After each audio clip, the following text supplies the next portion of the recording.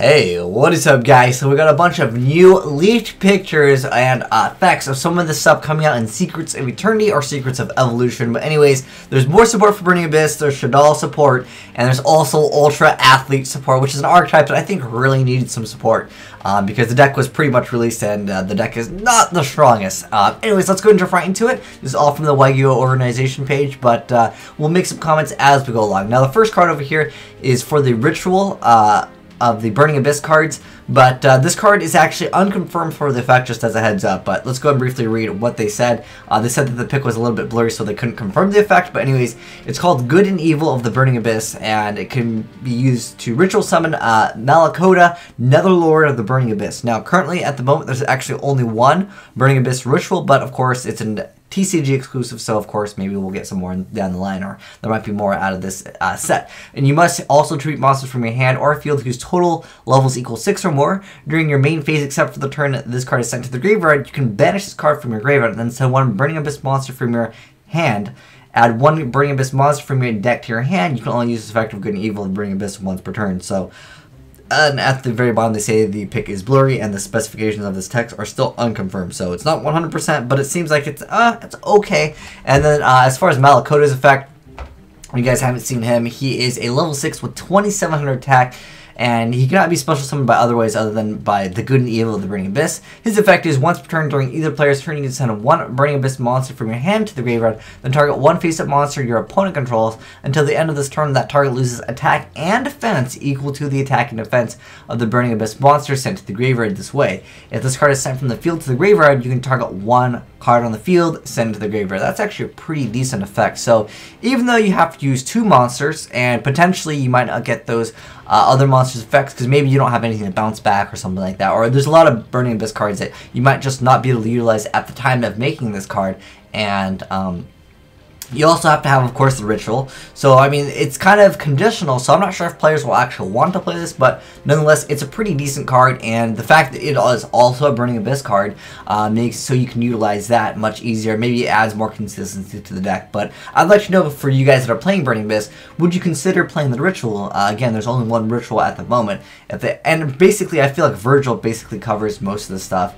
Anyways, if there's a problematic card on the field anyways, but Malakota is still a decent card, not a joke card anyways, like the Fluffles at least. But anyways, there's more support for Burning Abyss, even more than the Rituals, which I totally don't think they needed, but we're here to read the effects. So anyways, this is Farfa. His attack is 1000, his defense is 1900. They all have the same effect. All of the Burning Abyss cards that I'm going to be talking about now all have that effect where you can special summon them if you control no back row, and in addition to that, they also die if you have a monster that is not a Burning Abyss. But anyways, his effect is that if it's sent to the graveyard, you can target one monster on the field, banish it until the end phase, and maybe you can make use of that really well when you're just trying to get rid of a problematic card, or perhaps you're going to banish it, and then maybe you have a card that's like target a banished monster, do something with it. And of course, manipulating cards is always good in the game.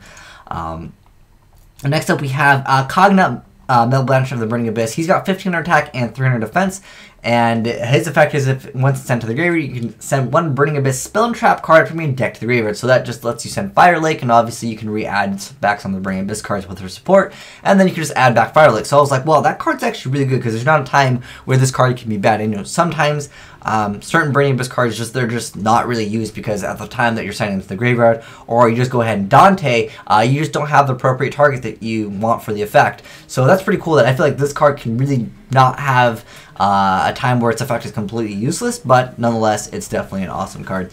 Next up, I find this card to be more annoying than anything. This is Lipika. The Burning Abysses are kind of a deck that doesn't like to get OTK'd, but not only because of all their traps, but because they can recycle, and once the monster dies, this one comes back, and this one brings that one back, and it's kind of annoying. But anyways, once this card is sent to the graveyard, you can special summon one level 3 Dark Fiend-type monster from your hand, but its effects are negated. Not that that really matters too much. He only has 1300 attack, but nonetheless, maybe he does definitely prevent you from getting wrecked. Now for the Ultra Athlete support, which I think the deck really needed. Anyways, this is Blockader. Well, it's something linebacker, but anyways, it's level 7, not that it really matters, because all you need is one not Burning Abyss. You need one of the Ultra Athlete, and then you're just going to keep on bouncing all of them back, so you can swap in between all of them. And his effect is once per turn when your opponent special summons a monster or monsters, you can change the battle positions, and if you do, negate their effects. The only downside with this that I feel exists is that it does not destroy the monster. Some monsters just won't care because it's like, okay, next time I'm just going to, or once per turn during either player's turn, they're going to activate their effects anyways. But against a ritual deck like the Cloths, that's actually pretty good because it also has a relatively large defense, so you can prevent them from activating their effects.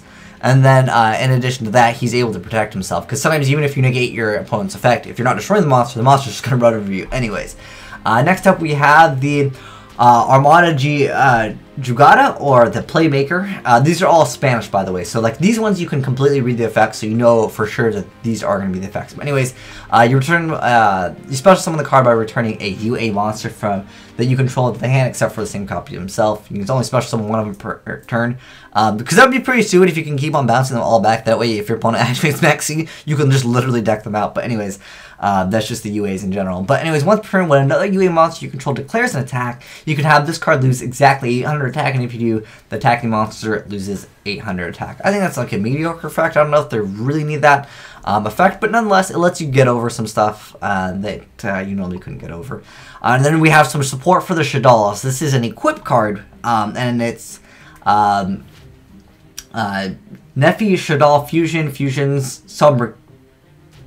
Bernicia? I don't know. Sorry if I'm totally mispronouncing this. I'm probably going to get called out for it. But anyways, it's an equipped spell card to declare one attribute only equipped to a Shadal monster, and the equipped monster becomes a monster of the attribute you declare. During your main phase, you can fusion summon one Shadal fusion monster from your extra deck using the monsters in your hand or your side field as fusion materials, including the equipped monster. You can only use this effect of it once per turn. I feel like, I don't know if players are really going to use that, because the only problem I have with equipped cards in the game is once you equip it, it's like, okay, I activate something like Wind Blast and I bounce back, and at that point you're kind of minus.